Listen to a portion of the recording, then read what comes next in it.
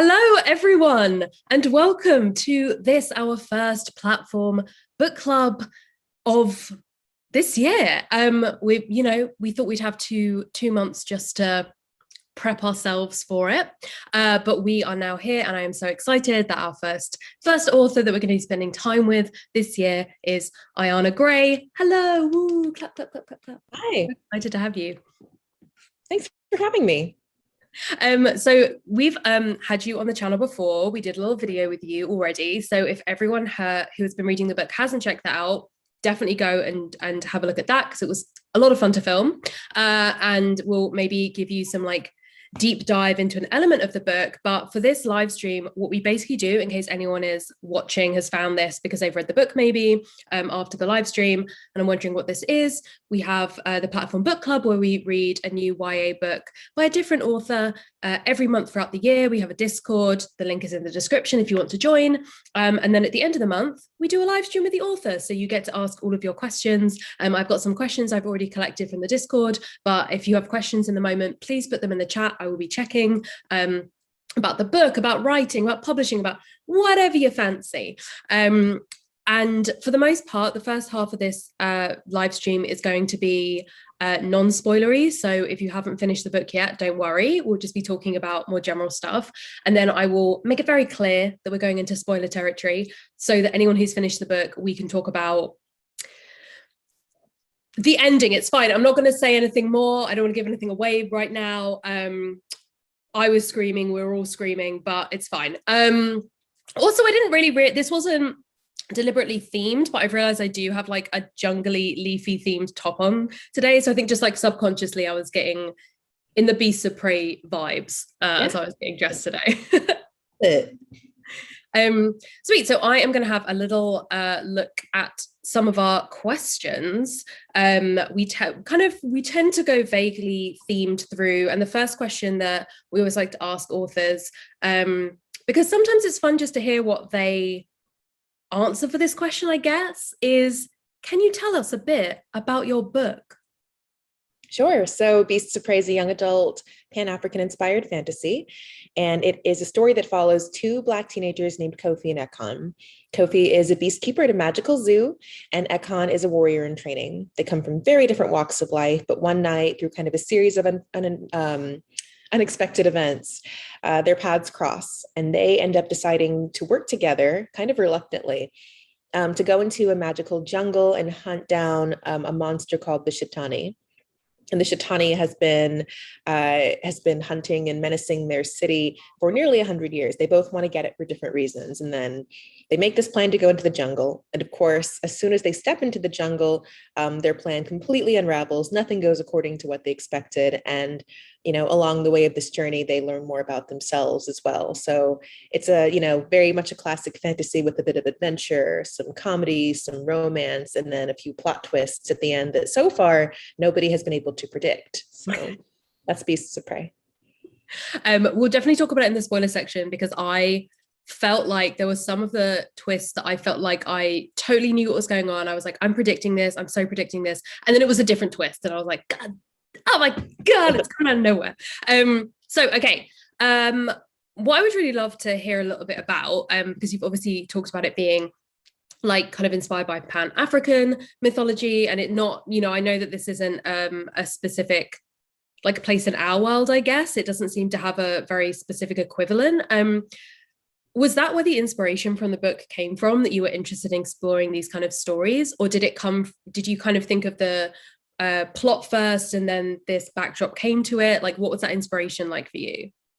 Yeah, so for me, inspiration comes in pieces, very much adding things to a fire, if you will. And part of the inspiration came from studying abroad. I studied abroad in Ghana, which is a country in West Africa.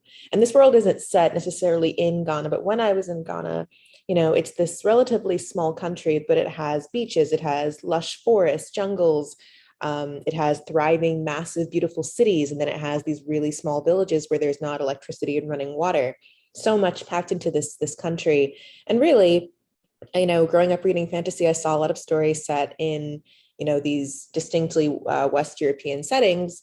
But I thought that there was so much magic really on the African continent when you're there and in the landscape. And so a lot of this started with the world and just wanting to create a story that could exist within this very specific kind of world that I hadn't seen represented in fantasy as much.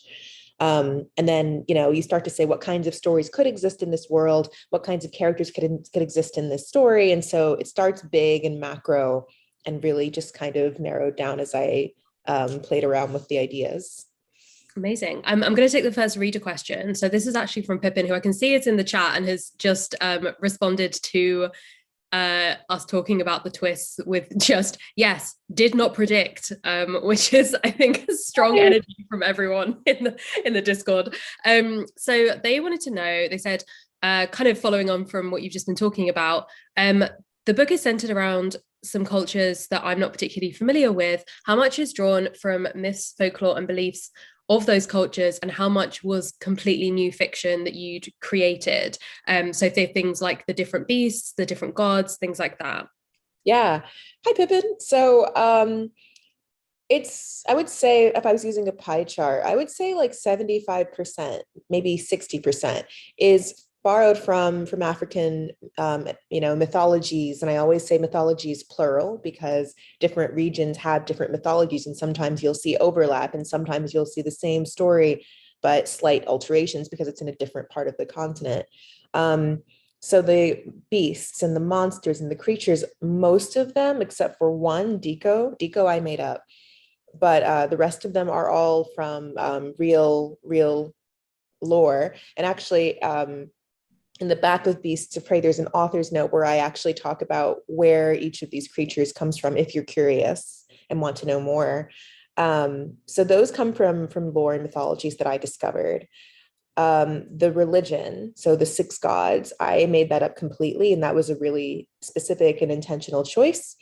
I didn't want to borrow from anyone's real religion that they adhere to, and out of respect, I just chose to make up my own pantheon of gods and goddesses. But I don't think you can help but be inspired by what you see. So there is a figure in West African mythology. She has many names. Yemaya is one of them. Mamiwata. And if you've read Skin of the Sea by Natasha Bowen, she talks about Mamiwata, who's this goddess of the ocean. And so I didn't intentionally say I'm going to create a Mamiwata character. But after the fact, I was like, oh, I kind of was influenced by that. So it's a mix, to be totally honest with you. It's a mix. There are characters in the story who are named after real historical figures, and that's just kind of like a cheeky nod to real people who played a big part in like the decolonization of Africa, and specifically West and Central Africa. So it's truly a mix, and that's the fun of trying to pick apart what's real and what's made up. I love that. And actually, like, that was a follow-up question that we had, was that idea of like, did you feel like a responsibility, a kind of pressure to strike that balance? And it sounds like that's something you were like very aware of and very kind of careful with, I guess, in the way you were creating stuff. Because I think you're absolutely right. There's a lot of fantasy that is very specifically like Game of Thrones style, medieval European kind of past set. And I feel like that's kind of something people are so used to with the fantasy that they read, that they don't even necessarily think about it as like, so how much did you draw from like the folklore of the time, and how much is historical and all that kind of thing, because it's just like such a staple of the genre. But like you said, with Natasha's book Skin of the Sea, which we read on the book club, so I think everyone watching will have read that one as well. There's such a like vast array of stories and mythologies and things to draw from. So it's really exciting that we've kind of like had 2 at once on the book club, and I'm really excited to see like more coming hopefully soon. We've kind of seemed to have had a big like Greek mythology retellings, and I feel like it's this like Pan-African mythology is really kind of coming into its own in terms of YA. So very excited for the future of that as well, which, I mean, we'll talk a little bit about the fact that, sequel time for Beasts of Prey, that some of those will be coming from you. Cool. So I'd really love to talk about the writing process now.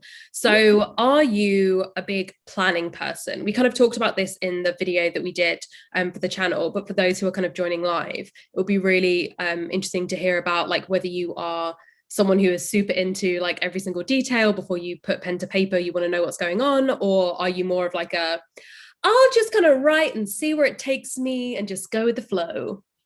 Yeah, so I'm definitely a plotter or an architect. I know there are lots of terms for it. I really like to go in with a plan, and that plan may shift. And I leave a little bit of wiggle room for myself, because sometimes when I'm writing, a better idea will come. But for me, that's the best way for me to avoid writer's block, is to have an idea of where I'm going, so that I just don't get lost. That makes a lot of sense. There was some the book feels like it's very distinct in its sections and its chapters and its different points of view. You've got some sections that are from in first person point of view, so that kind of like, I did this, I did that, and then some in third, so like this character did this, she did that. How did you decide on like which one you were going to do? Like, why was some in more of like an immediate like headspace of the character and others like in that third person? Yeah, so there's technically, there are three POVs, points of view, in Beasts of Prey, two Kofi and Ekon, the ones I mentioned, and then there's a mystery POV, and her name is Adia. And I've talked about this, but Adia's POV wasn't actually, when I sold Beasts of Prey to my publisher in 2020. She existed, but her POV didn't exist at all. And I was, so I sold Beasts of Prey in July 2020, and I was doing revisions, getting ready to send it off to the printer in December 2020, and I actually got COVID. And I was quarantined at home. My whole family had COVID. It was really awful. And it was winter, so it was very bleak. And I'm not a winter person. It was gray, it was cold, and just kind of miserable. And I was at home working. And then very, very kind of abruptly, while I was kind of sitting at my window, it sounds weird, but this voice sort of came to me. And as a writer, you don't get these moments often, but when you do, they're magical, where you just suddenly hear, and it's such a compelling voice. And I started to just write it as I was hearing it. And when I heard it, it was in first person, and we were very immediately in this character's head, experiencing things with them. And that was Adia, and it worked in a way that really very little had just worked on the first go. With Kofi and Ekon, I rewrote their sections so many times. But with Adia's, it all came very much like very organically, very immediately. And I think in first person, you do get that sense of immediacy, because you are literally, everything's happening to the character and it's happening to you, and you're really close to them. I don't want to spoil Adia's significance. It's not necessarily what you may guess.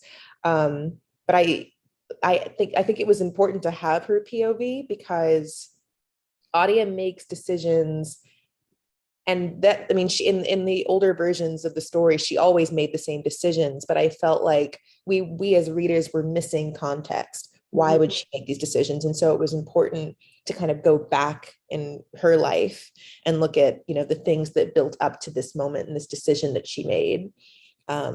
So it gave her more of a human quality, to get to know her. So, yeah. Amazing. I love how sometimes we speak to authors about kind of that question of whether the characters just came to them and it was just a bit easy. And I feel like some of them are like, yeah, it was great, like it just flowed through me, and some are like, oh, it was kind of tough, I rewrote it a lot. And you kind of had both experiences all in the same book with the different characters. That's so cool. I really loved all of the section titles and the chapter titles. Is that the kind of thing that happens like at the end of the process? Like you've written the whole book and then you're just like tweaking things with your editors or things like that when it comes to those elements? Or did you have a really strong idea in your head of like, I want it to be in big sections, I know exactly where we're like finishing and starting each of them, to kind of make them basically just as good a cliffhangers as possible? Because I feel like that really was what was going on with this. Was like every single time I got to the end of a chapter, I was like, well, I've got to keep reading now. Like Good. So those are kind of different questions with chapter titles, and with like, say, the proverbs that go in each section. There are 4 parts in this book. The parts I come up with before, like a lot of times beforehand.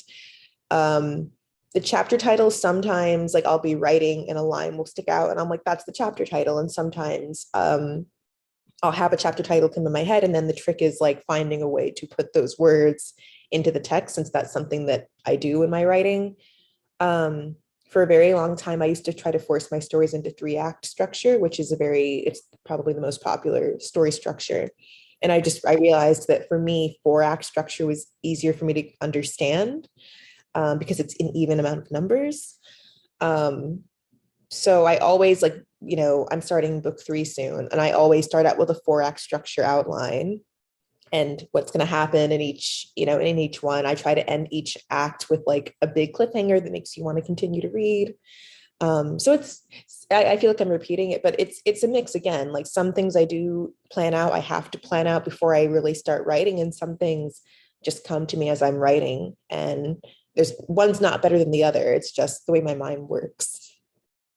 That makes sense. We had a few people who, while reading, were really interested to know, you kind of keep your two heroes apart for a while in the book. They don't kind of meet officially knowing each other, rather than just like a fleeting glance for a while. Why did you decide to have them meet properly, kind of like maybe a third of the way through the book, like after that first section? Were you like struggling to keep them apart because you wanted to like get to the point where they were interacting, or were you like, you know what, like, did you know that you were going to get kind of a sequel there, so you were kind of thinking, I've got more time to spend with them alone, like on their own with their lives, before they get kind of thrust together in this big adventure? Yeah. So actually that was something that changed editorially when I started working with my editor at Penguin. Originally, Ekon and Kofi probably met a bit too soon. And it's a balance. Like in YA, obviously you want things to be quick, but they met too quickly. And because they met too quickly, A, we didn't have enough time to get to know them as individuals, but B, we didn't, especially with Ekon, we didn't really get a believable, like it wasn't, to me anyway, and to my editor, believable why he would agree to do this, because it's a big ask, like to go into a jungle with a stranger. That's true. And I guess I took that time to really build up why it was so important for Ekon, all of the things that we're writing on this. It isn't just, I'm just going to go into the jungle. It's like he feels like his destiny, his future, his whole life is riding on doing this. For Kofi, it kind of is her life, because if she doesn't, find the Shitani, it's 35 years of basically imprisonment, so I really wanted to take time for, to appreciate how serious it was for each of them individually, because they are two separate people who just agree to work together, but for very different reasons. And they're very different personal and external stakes that they have to contend with, I mean, yes, but kind of speaking of those characters and how very different they are, and actually all of the characters, you've got very distinct characters across like the supporting cast as well. Do you have a favorite character from the book, either like your favorite to write, or one you really relate to, or one that kind of reminds you of someone? Yeah. It's hard to pick a favorite, especially among the main characters, because they're kind of like children to me. I think I relate slightly more to Ekon because he's a book person. Obviously, I'm a book person. He is analytical. He is a planner. There's a moment, and I'm so glad like people have picked up on that. It's a moment when they have a plan, and then Kofi's basically like, hang the plan. Like, she's like, it's not going to work anymore. And Ekon is like having a moment because he's like, you don't understand. We need a plan. And I related to that. Like writing, it was very cathartic because that's me. Like if we have a plan and we break from it, I start to get uneasy and a little bit anxious. And so, but putting somebody like that against somebody who's like, we don't need a plan is part of the fun. So I relate to Ekon, and I actually had a lot of fun writing Boz, even though he's not a great person. I imagined him very much like as T-Pain. I don't know if everyone like people remember T-Pain, but that's not what I thought you were about to say, but I'm really enjoying that as a reference. So if you haven't, I mean, he was super big. He's a rapper, singer. He was big, like, early aughts is what like 2008-ish, when I was in high school. And he does auto tune with his voice, but he had an album come out called Ringleader Man, where he wore these bedazzled top hats and big sunglasses, and he had blonde dreadlocks and was just this fantastical Black man, larger than life. And that's who I pictured when I was creating Boz. He wants to be this larger than life character when actually we know he's a total sham. Yeah, that makes a lot of sense. Now you've explained that, totally makes sense. We've had Oh, one a comment from the chat, which was excellent narration on the audiobook. Yeah. Love that. Love to see the support. And apparently they were like, oh, when we were talking about the author's note, because it's not in the audiobook, I think the people who are listening to it didn't get that part of it in there when they were listening. So that kind of makes sense. We also have another question that's just come in from Nada, who's asked, hi, Ayana, I have a question. What is your favorite African myth? Ooh, is it, you said Nada? Is their name? Might be Nada. Nada. Hi, Nada. I hope I'm saying your name correctly. Favorite African myth. So it's dark. I shouldn't say dark. I'm actually working on that. It's sinister. I'm working on, there's a whole thing about how dark is equated to bad, and it's something that I'm just so conditioned to, but I'm working on not saying dark is bad. Sorry, that was a tangent. Sinister is a good word though. Sinister is a good alternative. It's a really sinister one about by loco, or that's the plural, a loco. Sorry, it's kind of a spoiler, but there's an Iloko in Beasts of Prey. I won't say anything else like about when you'll see it, but there is an Iloko. And they're just vile little creatures. And there was just this story about basically this man goes out on a hunt and tells his wife to stay put and don't open the door for anyone. And then of course she does, and the Iloko comes and bad things happen. I won't spoil it again because I don't want to say too much about what an Iloko is. But one thing, unfortunately, in a lot of the myths I found, women are not painted as particularly smart. It's often the man that has to save the day. And so I had a lot of fun taking those myths and subverting them in Beasts of Prey. I'm a big Studio Ghibli fan. And one thing I like about those movies, it's not just the boy saving the girl or just the girl saving the boy. They often save each other. They're friends, like they rely on each other. So that's something that I took from the myths I read and kind of subverted in Beasts of Prey. Yeah, I think we'll talk about it more specifically in the spoiler section, but I don't really think it's a spoiler to say, like, when you were talking earlier about the idea of, you know, if you've got someone really analytical and you've got someone who loves to avoid the plan and vice versa. I thought it was really interesting how in the book you didn't make it so that it was one of them was learning a lesson that the other one was doing it right. It was like some circumstances you need at least a bit of a plan, but you also probably need the flexibility to be able to kind of go with the flow if it needs to, and like both of them kind of have to learn from each other. It wasn't kind of like one's right, one's wrong, which was like great to see. I really enjoyed their dynamic in that way. Yay. Let's have a little look. We've got some more questions.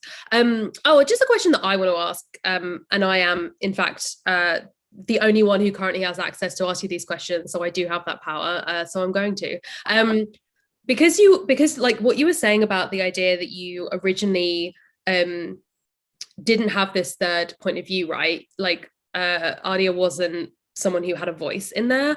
If you had to pick another one of the characters to write like even like a little short story from their point of view, or like something of like either what was going on during the kind of the timeline of Beasts of Prey or beforehand, or like something like that, do you have a character that you're like, oh, I'd love to dig into their head to write something cool? Yeah, so I do, because so I've already written Beasts of Ruin. I'm starting book 3.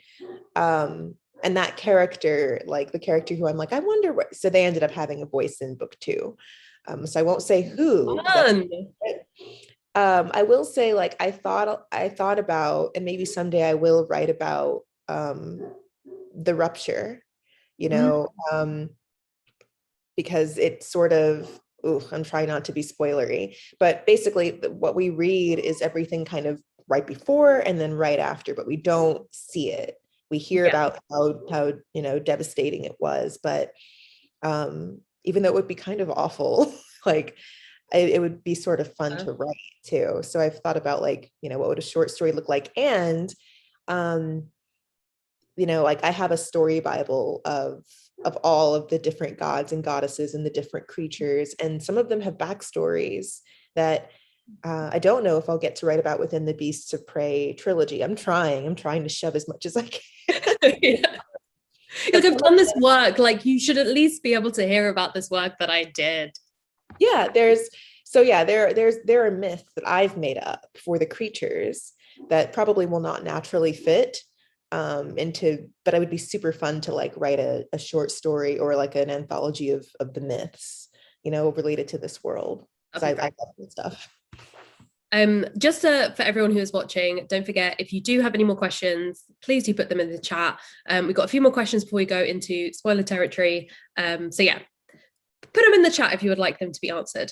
So I kind of wanted to talk about like themes, I guess, because I think there are definitely a lot that we can pick out from the book, and like ones that really resonated with me or that I really felt like were you were kind of dealing with in really interesting ways was like class and inequality, that very different backgrounds we have our two characters coming from, and like the assumptions and sometimes mistaken assumptions about each other, and also just this sense of like, I've never really thought about what your life would be like, didn't even really think about you or as like a person with a three-dimensional life before.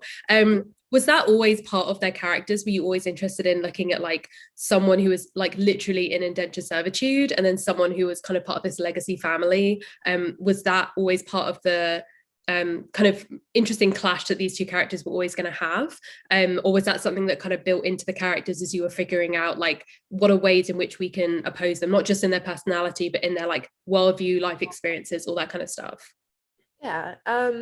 So I think even early days, and I wrote Beasts of Prey for 5 years. I think even in the early days, I knew that they were going to come, the two characters were going to come from different walks of life, for a few reasons, because it would make it hard for them to work together, number one, but it also kind of like what you said earlier, it would add dimension, and they each bring something to the table. Kofi has very distinct experience because of her work. She has a distinct mentality because of what she's been through, and Ekon does too.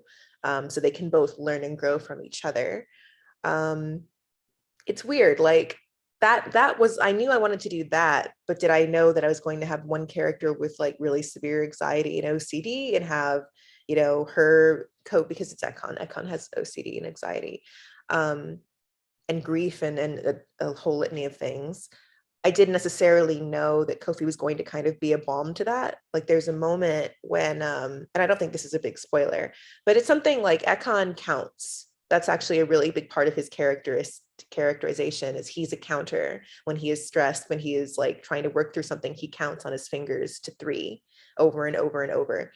And it's something that he's been made fun of. It's something that he's been ridiculed for, even by his own brother.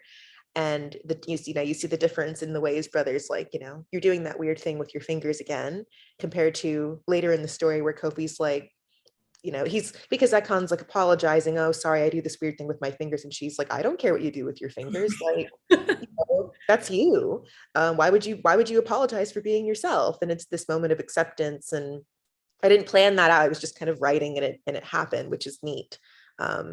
So sometimes I plan it out. Sometimes I keep saying the same thing, but that's writing. Sometimes it just comes. So that actually is kind of linked to another question that Pippin sent in, actually, which is, where did the significance of the number 3 come from for you? Oh, it doesn't have like a personal, that number is not personal to me. I don't know if Pippin's gotten to read, but you find out why it's 3 for Ekon in the, like, later in the book. There's a reason he counts to 3. What's strange is I don't remember the moment I gave, like, Ekon started to count. He just did. And those are the cool moments, because that's when the characters start to feel real. Like when they have these characterizations that you didn't plan to give them, but suddenly they just have it. And in a way, I don't count per se, at least not the way he does. But I related very much to this need to quantify and this need to compartmentalize, because it's certainly something that I have done, especially when I was like 17 and looked for ways to control my life. Because as a teenager, you can feel like a lot of stuff is not in your control when you're like applying to unis and figuring out what to do with the rest of your life. A lot feels out of control, but numbers you can control, because numbers are consistent. you know, and so I related to that in a personal way, even though the number didn't personally, like it's not my number, but I related to Ekon's need to find something consistent in his life because his life is very inconsistent. Amazing. Well, yeah, Pippin's basically said that. Thanks, that makes like a lot of sense. Also, like I was feeling very called out by Ekon because I do have OCD around the number 3, and I do this with my fingers, and I was like, oh no, it me. As soon as like the very first line about that came up, I was like, I see you, boy. I know what's going on here. So wild too is so many people have messaged me like maybe they don't count to 3, but they're like, oh my gosh, I count. And I've never seen this in a book, let alone a fantasy novel, which is, it feels really good. For people, it's really great to see. And I think as well, like, because with the fantasy novels, you like the same language doesn't exist. They're not going to be like, oh, you have this thing called OCD, because that's kind of not how it works. But I think that the fact that you were able to put it in such a natural way that people who do have that in the real world are like, oh yes, that's exactly what I recognize, because it kind of makes sense, especially when you're in the mind of that character and it still feels like it does make sense. It's not just this fun quirk that was like put in like, oh my gosh, how crazy with the counting, that's like so fun. I very much appreciate it. I would love to know if you are hoping, I don't know like how much like direct contact, because obviously with COVID and stuff, I imagine there's been a lot of live events that haven't been happening, but if you've had a lot of messages or takeaways that readers have had from the book, and if it kind of matched what you were hoping, like did you have a hope that they would take away a particular message or idea, and has it like matched up with what people seem to be getting from the book? So yeah, I've had like, it's not that I've had takeaways like one specific theme that I was hoping everybody would catch on. What's been really sweet, you know, you write these, you know, as a writer, you write these little notes in, these little like winks to things that are personal or things that you don't think people will catch. And there were a few that I was like, no one's going to notice. And then there's some people are like, did you reference this? And I'm like, you know, like, and some of them, for example, there's a chapter with Adia where she's reflecting on, she's like, oh, I've got to wash my hair and I don't want to, like, wash day is coming up, I don't want to now.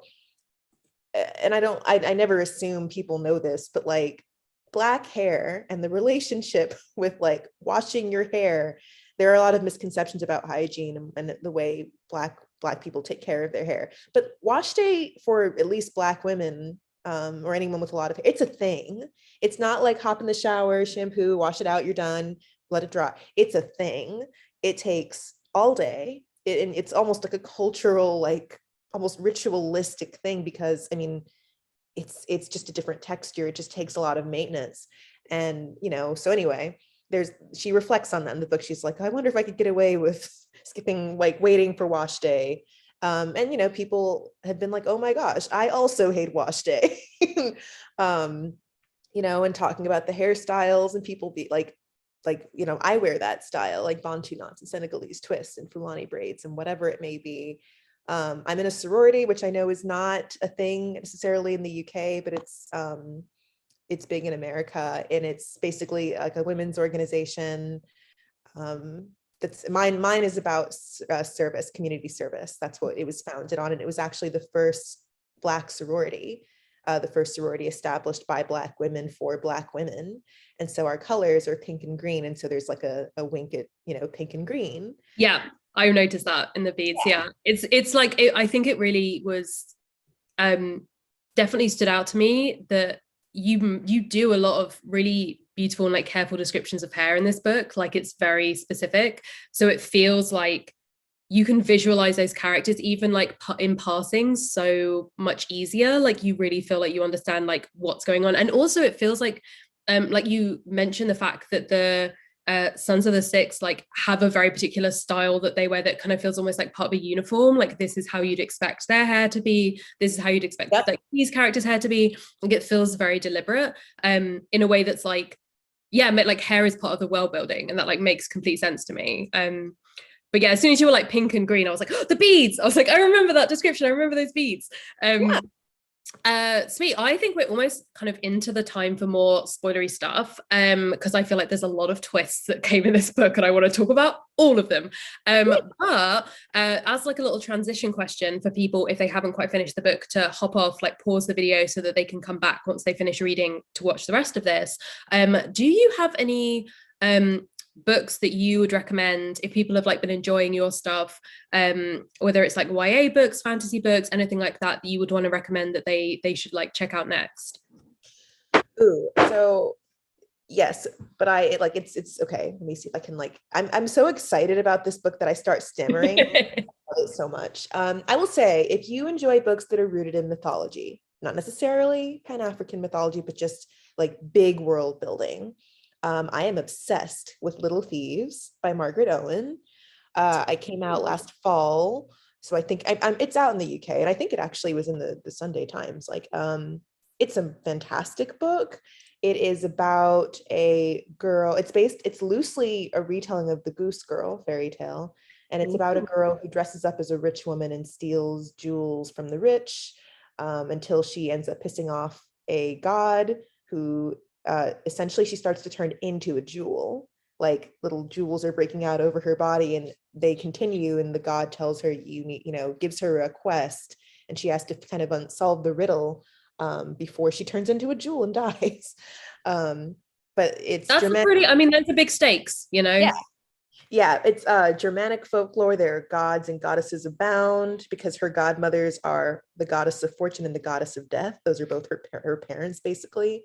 It's just, and it's funny. First of all, like, it doesn't take itself seriously, and I love fantasy that makes me laugh. Big world building, cool folklore and mythology thrown in there, and just a really fun book. So I mean, it's different from Beasts of Prey, but if you like world building and mythology, and I like to think that Beasts of Prey is a little bit funny. If you like those things, you'll probably like Little Thieves. I like, if we're talking about characters that are funny in this book, I like a number of times when Kofi would just like said something so blunt, I'm like, why are you the funniest person I've ever met? It's not real. Like especially because Ekon will like specifically be like the straight man to whatever she's doing, just like, yes, we should do this, and she's already like, okay, bye, like I'm over here doing something else, like you just do whatever you're doing over there. I like love her so much, essentially is what I'm trying to say. And just, I'm so excited. Well, I say so excited for the sequel. Literally the first question that I had in the spoiler section was, in all capitals, it goes, sequel when, question mark, exclamation mark. I copied it directly from the Discord, and then how dare you with that cliffhanger, and then 2 exclamation marks. So the people want to know, apparently, and I think we already have confirmation. We got not 1 but 2, right? Yeah. So, and actually, in an exciting twist, I'm pretty sure that Beast of Ruin comes out in the UK on the same day as the US. So before it was like a little bit stacked. Yay! They both come out on the same day, July 26th. So you all actually, like, you all being, I'm assuming I'm talking with, readers in the UK. Whereas like in the US, there was like almost a year, 10 months wait. It's pretty quick between, March and July. Eating it up. Love that for us. Big fan. Yeah. Okay, right. I'm in my head, I'm like trying to figure out which one of these like massive plot twists I'm going to talk about first. I'll try and do them in order. Okay. So I was convinced. I was so convinced. Every time an old woman appeared in this book, I was like, I know who that old woman is. I know who it is. We've been in her brain this whole time. We've been, something happened with her. She's just a sneaky old magic woman. I get it. And then it turns out she's the massive monster who isn't actually killing people in the forest. I was so convinced. That was the one I was convinced I knew the twist, and I did not know that twist. I've never heard that theory, and I never would have thought to do it myself. That's a smart idea. I should have done that.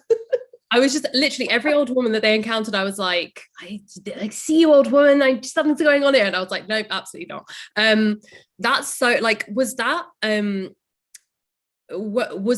Because a lot of mythology kind of from all cultures seems to be around like transformation and the idea of like the physical and the like emotional being connected, the idea of like if you're a bad person, then that will manifest in you in some physical way, or like you will be trapped in some body that isn't yours, something like that. Were you really conscious of those like wider ideas about mythology as you were like figuring out these different twists and turns and like the way that magic worked? Were you kind of looking at those big types of narrative, or were you just like, I think it'd be cool if she was a big monster? I think again, you going back to tropes that I enjoy, cliches, things that like, yes, it's cliche, but I have fun with it, and wanting to sometimes lean into it and sometimes subvert it. So in a lot of fantasy and YA fantasy, there's a story of a girl and a monster, and often it's the monster's a prince, the monster's a princess. Mm-hmm. You know, oftentimes the monster is not who we think, which is the case here, but it's really not what we think. So and it's funny, I thought it was super obvious that Adia was the Shitani, like that people would draw that connection, and some people guessed at it, but no one guessed the Sons of the Six being involved. Don't speak to me about this. From the very first minute that Cam appeared on screen, I was like, I like you. I'm like, I love this like big brother energy where you're like teasing, but you're also like genuinely loving, and you're like worried for your brother and like all this kind of stuff. And that scene with him like essentially getting drugged, and then like you realizing, oh my God, this is what's been happening this entire time. Because it's not literally that this God has been killing people, it's that this God has been causing people to die through some other means. And it turns out the other means is my precious angel Cam. And I was very upset about it. Oh my gosh, that was so wild. And like, you're totally right. Like looking back, it's not like you just threw it in at the end, like just like, haha, I'll freak him out. Like there's all of the secrecy around it. Like it is like a society built on the idea of like, this is confidential, you don't ask about this, you do what you're told, like you do it in service, like all this kind of stuff. So of course there was something gonna be behind it, but I didn't think it was gonna be that. Yeah. Well, yeah. And again, it's one of those things, I don't remember the moment I decided to do it. It was just like, ooh, and start writing frantically. But it's fun because if you go, the hope is that you go back and you see the little moments, like when Kofi's working with the Hasira leaf and her mom's like, don't inhale it, it makes you crazy. Yeah. You know, so there are little nods. And because I knew it the whole time, I was like, oh gosh, it's so obvious, everyone's going to figure it out. And so it's a delight when people don't figure it out and don't guess. Here's the thing that's so wild though, I connected pieces of it. As soon as he starts talking about the silver leaf, I'm like, silver leaf, you were using the silver leaf as like a sedation tool earlier on. Okay, this is all making sense. And then just didn't even clock that might have been something that was going on with the Suns, which I also wanted to ask about, like Ekon, like him joining the Suns as he was doing that like pledge.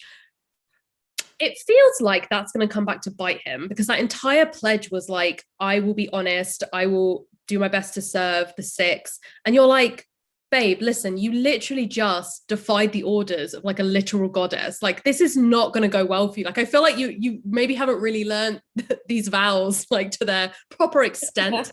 Can we kind of like feel like maybe we haven't seen the end of like our goddess in the woods? Like there might, are we not to like spoil anything for the sequels, but do we kind of feel like this promise that he's made is maybe in slightly bad faith considering?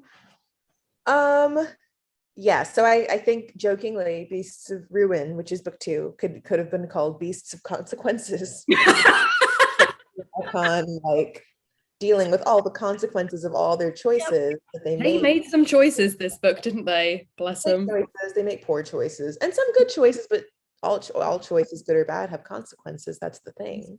Whatever you choose, there's going to be some kind of reaction. I'm excited because there are 6 gods total. We've met 2.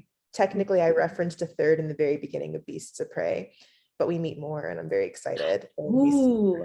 So I was wondering if we'd get that, because we have like a really explicit idea of like the other 4 are sort of more like detached from the human world at this point. Like they're just kind of, you know, okay, bye everyone, like we've done our thing, you can just chill down there. So I'm excited to see what else is going. I also just love the dynamic of like, you have that moment, I think it's when Ekon is like, Oh yeah, I should probably not be disrespecting this woman in the way. Like I just keep talking and I should shut up now because she is literally a goddess. I maybe need to just chill for a hot minute. He just gets in his own way, but it's take again, and I relate because you take someone who thrives on logic and Mhm. quantitative things, you can tangible things, and confront them with that which is intangible, and they do not know how to process it. Just lose Um, they're like, but that's not in my charts. I didn't read about that. And then I there's made a a whole spreadsheet, ma'am. Like I need you to get on board with this. Yeah, yeah. absolutely. For Christmas, yeah, he would love a spreadsheet for Christmas. That's Ekon's ideal Christmas gift. Were there any parts of the story that got like cut from the final book or you didn't have space to include, like stuff that you wish you'd been able to put in, whether it was like scenes, things like that? Or are you like, a lot of the stuff I cut, I actually am going to be putting into the next two books, so I will not be answering that question, Rowan. Thank you. No, I'm pretty merciless. Like you'll hear writers talk, they call it killing your darlings when you get rid of characters and scenes and whatever. Um, I'm not like that. If the minute I think of a better way to do something, I'm like, you know, and it's painful when you've written 20,000 words and you have to rewrite 20,000. Like that's not fun. Mhm. But I don't grieve. I don't usually grieve an old version of something. I'm like, that version was bad. That version's awful. I like this one better. Um, in a very old version of Beasts of Prey, like I think was it I don't know if I had my literary agent by then, but it used to be a little bit different in that there was a royal family involved and there was a prince who was so funny. He was just like, if you've seen Howl's Moving Castle, he was Howl. Just one of those ridiculous, absolutely like flamboyant, ridiculous guys. He was so fun to write. But I made some shifts to the story, and once I did that, I was like, oh, he doesn't naturally fit. So I'm saving him. Maybe someday I'll bring him back in a different form. I'd But love that. I feel like chaotic prince energy is great. Big fan. chaotic prince energy. Oh my gosh. So you kind of mentioned earlier it took you like five years to write the book. Is that right? Yeah. Like how was that? Because there was stuff that wasn't working for you? Was it just because you were like, I'm fitting this around my life, so it's gonna take a little bit of time? Like how was that 5 years kind of spread across for you? Yeah. So I started in 2015, right after I'd graduated from college. And it was a number of things that caused it to take so long. Number one, life. I graduated and I was looking for my first job because even though I loved to write, I was like, this will not pay bills. So I was figuring out my, first job. And I worked at my job and I had one of the best bosses. Like looking back, beautiful, like fantastic way to start your professional career. I had such a great team, but I was bored, to be honest, and wanted a bit of adventure. So I sold all my stuff and moved to Australia and had a bit of adventure. Like I lived Yeah, there for a year, as you do, yes, you do. move across the world. I was writing, but I was also just exploring and living in a new country. And, and that kind of stuff happened. I was moving around a lot. I was exploring. Um, Sorry, my infamous puppy Don't apologize for the infamous puppy. is playing a game called Bite Mom's Hand, um, as she does when I'm doing an author event. Do you want to be in this? Because that's what's about to happen. Um, so part of it was just moving around in life, like distracting me. Part of it was because I was trying to write the perfect first draft, which was a mistake. Mhm. And I would write a chapter and then be like, no, and rewrite it and rewrite it and rewrite it and never actually move forward, but just kind of be stuck on act one, really. And I was writing 3-act structure, so my story was not coming together and I couldn't figure out why I was like losing steam and getting stuck in the middle. So it was a lot of things. And ultimately it was NaNoWriMo. So it's National Novel Writing Month, which is this free thing that happens in November where you write every day for a month. And the goal is to, I think, have 50,000 words at the end of it. And that's not fully, I mean, in some genres, that's a novel, but for YA, it's not. But that habit of writing every single day and having accountability buddies and having people cheer you on really got me in the mode I needed to be in to keep writing and just finish the dang book. Finish the book. The chat has said essentially they wouldn't say no to seeing the puppy. They they've not put a ban on seeing the puppy if necessary.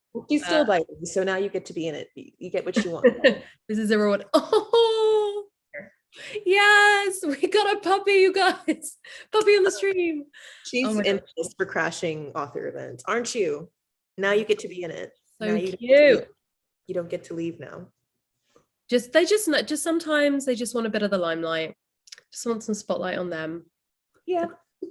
Mine with where am I? Oh, just sleeping in the corner. That's all right. I've always, I feel like this is one of the first times I've done one of like a streamy chatty thing where they haven't been trying to zoom around and like hit me in the face because they're running so hard, like they've stopped flying through the air. So it sounds like actually like you talking about NaNoWriMo, maybe this might actually be the answer to the next question, but I thought I'd ask it anyway in case you've got anything else you want to say about it. We have a lot of like aspiring writers in the book club, and so a big question we always like to ask is do you have any advice that you would give to kind of people wanting to pursue writing, wanting to become authors? Ooh, yes. Okay, let me see succinctly. So first of all, what are you doing? First of all, I only realized this kind of recently. For me anyway, being a writer and being an author are different things. And it sounds kind of weird, but for me, like learning that being an author, if you want to make this a profession, is different than your job as a storyteller, which your job as a storyteller is just to tell good stories. If you want to make a career out of it, you're working for yourself. You are your own boss, and it's not sexy, but like figuring out taxes if you're American, figuring out healthcare, and like, you know, all that to say, take the time to learn all of it, learning how to pay yourself, because as authors, you're paid in like weird lumps, which can be really difficult to explain to, say, like a landlord. So just it's not exciting, but the sooner you learn about that sort of stuff, if you want to make this your full-time career, the better. That's advice if you want to be an author. If you want to be, if you're just writing, don't write perfect first drafts. Let yourself write ugly, horrible, messy zero drafts, plural. Sometimes it takes more than one. Find a network, like for me, Twitter, I found some of my very best friends from Twitter. And I would say give more than you take, like offer, you offer to read someone's stuff and offer them feedback and then say, hey, would you be willing to read mine? And so it's a partnership, it's mutual. It isn't just you saying, read my things, because you've got nothing better to do. So try to give what you take. And also just having someone who's going through it with you is so helpful. There's an author, her name's Lauren Blackwood. She wrote Within These Wicked Walls, which also came out last fall. It's a YA fantasy. It's an Ethiopian inspired Jane Eyre retelling. Like it's, if you like gothic romance YA fantasy, that's the one. But she and I connected on Twitter, and I was just like, your book sounds really cool, because she pitched it. I was like, it just sounds cool. Can I read it? And she was like, sure. And we went through everything together. We didn't plan to, but we ended up, we queried agents together. We signed our agents days apart. We didn't know it at the time, but our books ended up publishing a month or so apart. And, having someone who was going through it with me, it really made it easier to bear, because it's a unique kind of thing, putting yourself out there and hoping that someone's going to like your story. And as we're both Black women, so being told, oh, there's not a market for your kind of story, and that's a distinct pain when you're like, does anybody want to hear my story about a Black girl with magic and it's not centered on racism and trauma, so just all that's a long thing to say, like find your community, find people who are going through it, find people who have already gone through it. It makes all the difference. You really can't get through this journey alone. I have books on my website, like craft books, if you're interested in like how to tell a good story, like how to build characters, read those books on craft. I'm a better writer because I literally read about how to be a better writer. So if you truly want to improve your craft, it does take work. At some point, the fun inspiration part goes away, and you really have to dedicate, like you would with anything, like dedicate yourself to really the work of being a better writer. There are podcasts, like a lot of it's free, but you get in what you put in. Amazing. That was such a good answer. And I'm about to really cut through that very serious and well thought out answer to be like, oh my God, her grandmother. Because I forgot that was like the biggest twist that we like didn't talk about the twist section. That was like, hey, final page, let's go, like last line. Cool. Now you've got to wait for the next book to come out. So, you've just got to deal with that, guys. That's what was so annoying for me specifically is because I just told you, like, I was suspicious of every old woman. And then when we got to that part where I was like, oh, okay, I didn't have to be suspicious of them. And then at the end, I was like, I did the whole time. I was right half the way. So the trick with the plot twist is like, and I found out recently I've been saying it wrong, red herrings, hard H, distractions, because you present like she's there, Ekon meets her, Kofi meets her, but then shiny new thing over here to distract you from it. And the goal is to make you forget about the old woman. Forget that Kofi was playing with Hasira leaves. Forget that while Kamau and Ekon were walking, they passed some Hasira leaves, and Kamau very much like looks at them like, ooh, like it's all there, but it's, and that's a tip for writing is distraction.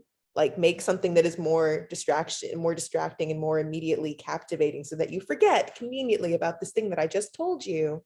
But yeah, that was, I know, like, just the fact that there were multiple, I really felt as soon as like the stuff with the Sons of the Six happened, I was like, I guess that's it, guys. We've had our big cliffhanger. Like, here we go. We're just like, we're getting to the end so we can like get, the sequel's coming, very exciting. And then we had that one last moment and I was like, oh, come on, we've got even more stuff coming up. Now that I think about it, there are like 4 plot twists. There's so many of them. I liked that everybody thought that Father Olufeme was the bad guy. Distraction. Yeah, again. I was like, there was just this like slow creeping dread as I was like, either we're about to like actually meet the big bad or like something really truly horrible has happened to this nice old man. And I'm not a big fan. I was like, I don't want either of these to be happening to me. I mean, I do, but I don't. Like this. I just want old man to be happy and safe and just like, he's just praying. Like we open the door and he's like, they told you I was praying. Nothing's wrong. And I'm like, it's not going to happen in Act 4 of this book, but I had hope. Well, I'll tell you, like, so again, like it's fun to play with tropes because in fantasy, often the male, but sometimes the heroine, the female, will have like a wise old mentor. And I'll tell you, as an Avatar: The Last Airbender fan, I'm a huge fan of Uncle Iroh. He's like my favorite character in the whole thing. Mm-hmm. And so I wanted Brother Ugo to feel like Uncle Iroh, and I wrote him kind of like Uncle Iroh so that you're not expecting him to be bad at all. Of course, the sweet old man who tells bad jokes would never do anything wrong. So you creating a sense of trust that I then shattered. Wow. Betraying all of us in your writing. I had the exact same thought though when he first appears. I was like, oh my God, I love this like classic fantasy mentor character. I was like knowing even like what was so cool about it was specifically as someone who is really into tropes and narrative, I was like in my head, I was so sure. I was like, oh, this is so cool because it's like this trope that's in all the fantasy of like the mentor that comes at the beginning and like teaches you enough so that you can then go out on your own. I was like, oh, this is great. I love seeing this. And then I was like, oh no, my knowledge was like part of the trap. It's all coming apart. Oh my gosh. I've read it. We're already at the end of the live stream. I've realized I could literally talk forever. I love this book so much. It was like so pacey. It had so many twists and turns to it. I know that everyone is really excited for the next book. I am trying to figure out, I know that like, I don't know whether this is because it's the US paperback or what's going on, but I adore the copy of the book with the cover with like their faces on it. I don't know whether that's like a recent drop, like a recent cover reveal. Yeah, so that is US paperback. And just after talking with my editor about, what we came to was, yes, I first of all, I adore the what I'm calling the OG snake cover. It just like really captures the adventure and the jungle and the cool things. That was my puppy falling off the couch, as you deserve. I really love it. Like I couldn't pick a favorite, but it was important to have the representation of, this is a story with 2 Black kids. So that it's unapologetic, in your face, very clear. So I'm excited about that. And that's the US paperback edition. I've seen a mock kind of thing for the Beast UK Beasts of Ruin cover though, and like I'm actually really selfishly glad that both covers get to exist in both kinds, because Beasts of Ruin UK cover is going to match like the cover it's going to have this similar theme, Yes, but with different things on it. I can't say, but I am so excited. It like feels like an epic fantasy book. I'm so happy. I love that you're like, I feel like this is the best thing for an author where you're like, yeah, I just get two different versions of the entire series. Like, it's not jumping back, it's just like, yep, I get to see all the different like iterations of it, because like this is I'm very excited. And also I don't know why I'm like also oh my goodness, because I can just email someone at Penguin. It's almost like I work for them. I can just be like, can you just send me the cover? But I'm just like, I'm going to wait. I'm going to be like with everyone else and find out the big cover reveal, because I'm very excited now you've said that. You're better than me, because see, like my friends that are authors will post on Instagram, like cover reveal happening in 2 weeks. And I'm like, that's nice. Send it to me now. Send me the cover right now, please. Yeah, absolutely. Oh my goodness. Well, the lasting legacy that you have on this book club is that now everyone is going to be expecting pets to appear on the live stream. I am going to have to just tell every author that comes on from now on, like, hey guys, you're going to have to, like, you got a goldfish, you got a gecko, they need to be on the stream at some point. That's just, Ayana really just set the standard, so we're going to need that to continue, please. Thank you so much for joining. This was like so much fun. For everyone who is watching, we will be back next month. It's the same time, 7 p.m. UK time, the last Tuesday of every month. And I believe next month is going to be Man Down by James Goodhand, which is a very different type of book. So we're very excited for that. If you are looking at me like, how did you even know it was Man Down, Rowan? How do you know what's coming up?